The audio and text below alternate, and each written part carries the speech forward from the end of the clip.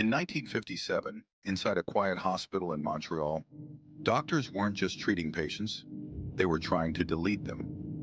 Back in 1957 in Montreal, Canada, something happened that would change everything. On the surface, it was a sterile hospital corridor at McGill University's Allan Memorial Institute. Doctors in white coats, assigned for psychiatry, the low-hum clinical machines.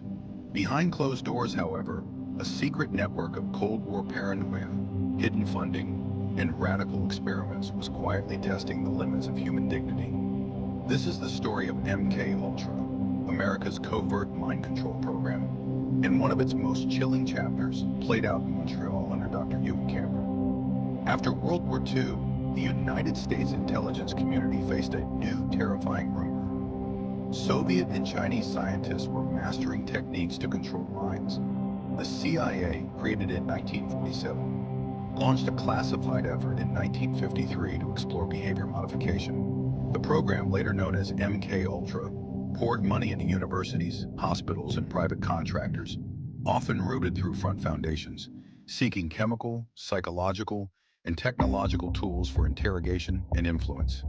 In Montreal, Dr. Ewen Cameron was already famous, a respected psychiatrist and past president of the American Psychiatric Association. Cameron believed in radical repatterning, the idea that deeply ingrained behaviors and memories could be erased and rewritten. Funded covertly by MKUltra sub-projects beginning in the late 1950s, Cameron moved beyond therapy. His methods, described clinically under names like depatterning and psychic driving, were extreme. High doses of electroconvulsive therapy delivered repeatedly, prolonged administration of powerful drugs, including barbiturates and, in some experiments, LSD, sexual incapacitation, enforced sensory isolation, and the looping of taped messages for days to recondition patients once their personalities were stripped. Many of Cameron's patients were not volunteers in any informed sense. They were psychiatric outpatients, people hospitalized for routine conditions, and in some cases, individuals whose consent was blurred or absent. Men and women left the Allan Institute with catastrophic memory loss, cognitive impairment, and fractured lives. And this wasn't rumor, it was documented.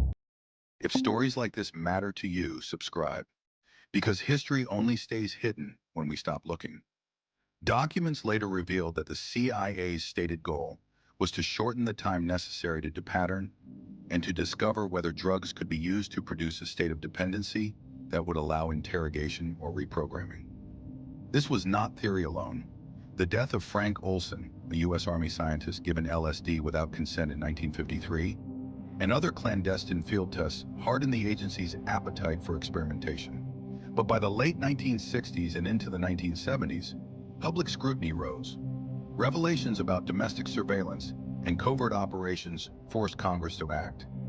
In 1973, fearing exposure, CIA Director Richard Helms ordered the destruction of hundreds of thousands of MKUltra files.